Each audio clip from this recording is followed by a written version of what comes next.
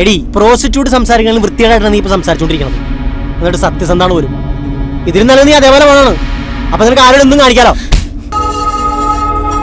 ഞാൻ അവനെ കുറച്ച് ക്ലീനായിട്ട് ഒബ്സർവ് ചെയ്തു.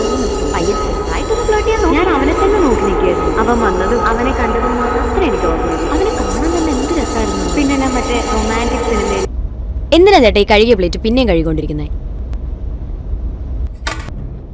എടി ഒരു സ്ട്രേഞ്ചറിനെ കുറിച്ച് ഇത്രയൊക്കെ പറയണോ? എൻ്റെ ഫീൽ ഇപ്പോഴും ചേട്ടന് മനസ്സിലായോന്ന് എനിക്ക് അറിയത്തില്ല. യു നോ സംതിങ്, അവൻ്റെ ഐസൊക്കെ ഭയങ്കര അട്രാക്റ്റീവ് ആയിരുന്നേ.